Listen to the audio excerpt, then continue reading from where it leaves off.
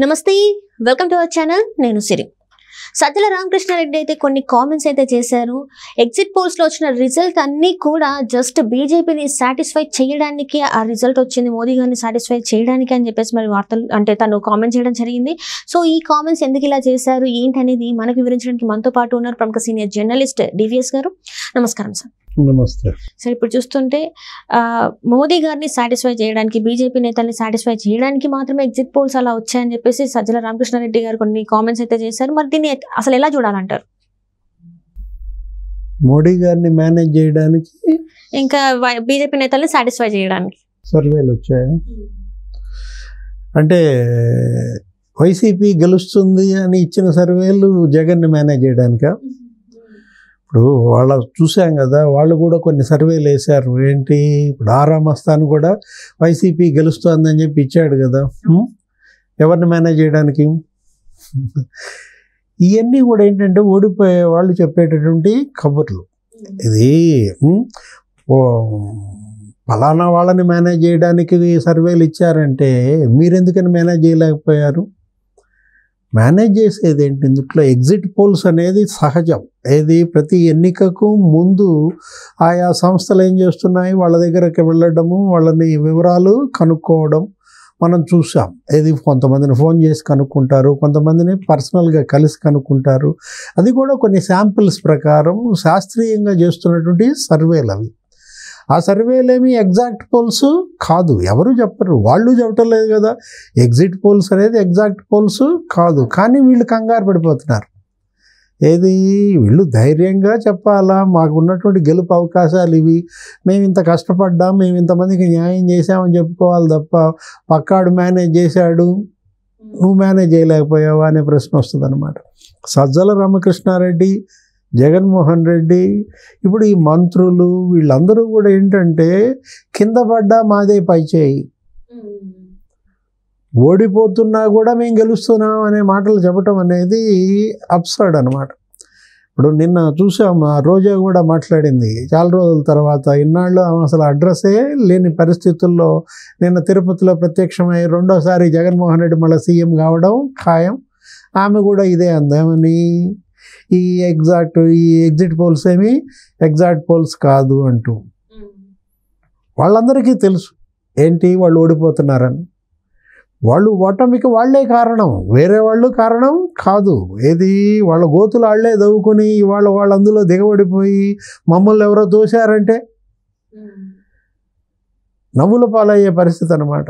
జగన్మోహన్ రెడ్డి ఇవాళ ఓటమి అనేది కళ్ళ ముందు కనపడుతున్న సత్యం. ఆయన ఓడిపోతున్నాడు అని ఆయన కూడా డిసైడ్ అయిపోయాడు, వాళ్ళ మంత్రులు డిసైడ్ అయ్యారు, అభ్యర్థులు అసలు పత్తా లేకుండా పోయారు. ఓటమి నుంచి వచ్చినటువంటి నైరాశ్యమే కదా ఇదంతా. ఎక్కడ వైఎస్ఆర్ కాంగ్రెస్ పార్టీ మూతపడుతుందో, దుకాన్ బంద్ అవుతుందో అనేటటువంటి ఒక భయం కనపడుతుంది. రేపొద్దున చంద్రబాబు ముఖ్యమంత్రి అయి తెలుగుదేశం, బీజేపీ, జనసేన ప్రభుత్వం ఏర్పడితే మరి వాళ్ళు వేట బిగించేస్తారు.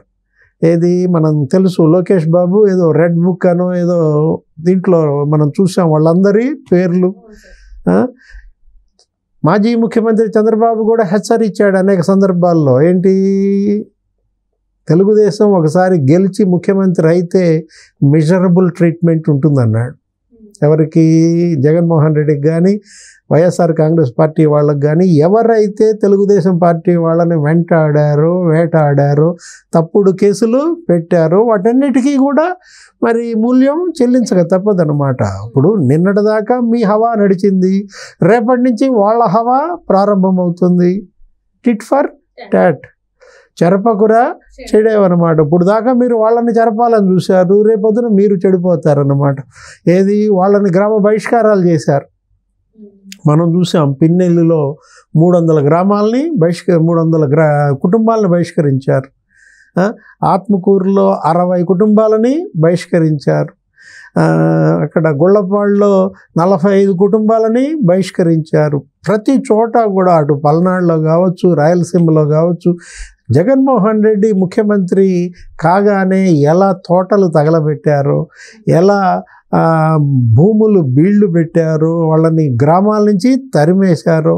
గుంటూరులో చూసావు కదా నువ్వు, ఏంటి వీళ్ళందరి కోసం తెలుగుదేశం పార్టీ పునరావాస శిబిరం నడపాల్సి వచ్చింది. అసలు దేశ చరిత్రలోనే ఒక రాజకీయ పార్టీ బాధిత పునరావాస శిబిరం అంటే, పునరావాస శిబిరాలు నీకేం తెలుసు?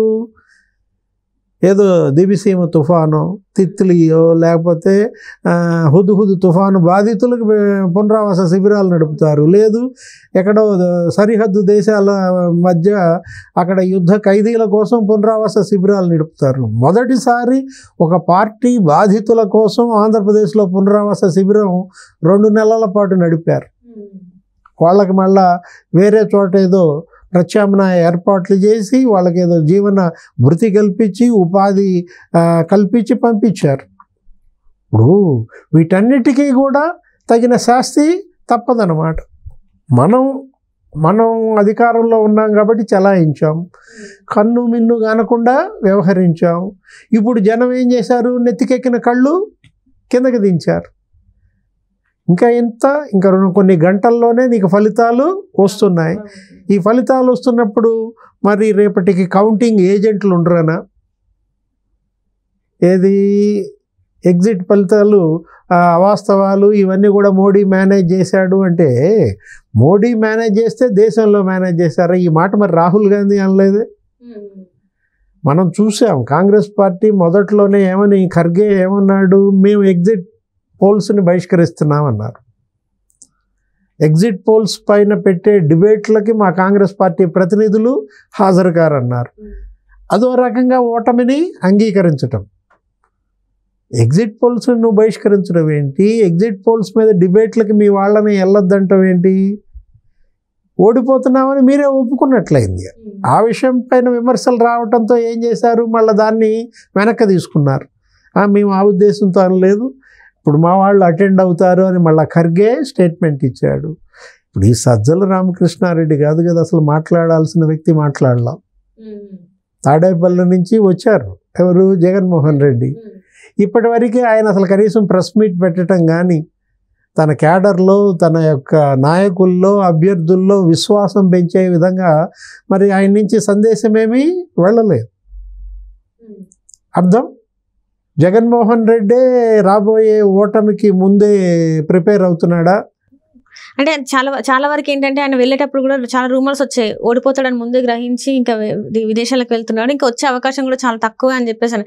కానీ ఎట్టకేళ్ళకి అందరి అంచనాలని దారుమారు చేస్తానే రావడం అయితే జరిగింది. కానీ వచ్చినాక కూడా ఎక్కడ కూడా తను మాట్లాడింది లేదు, అల్లల గురించి మాట్లాడింది లేదు, దేని గురించి కూడా మాట్లాడింది లేదు. మరి దీన్ని ఎట్లా చూడాలంటారు? ఇదే ఏంటి అసలు రాగానే ఏదో ఫైర్ అయిపోయినట్టు, ఈ 15 రోజుల్లో మీరంతా చండాలం చేశారని కోప్పడినట్టు, సజ్జల్ని తిట్టినట్టు, మంత్రుల్ని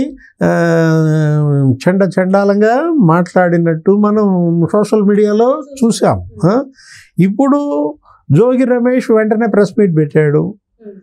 ఏంటి, జూన్ 4వ తారీఖు చంద్రబాబుకి మూర్ఛ వచ్చింది అంటాడు.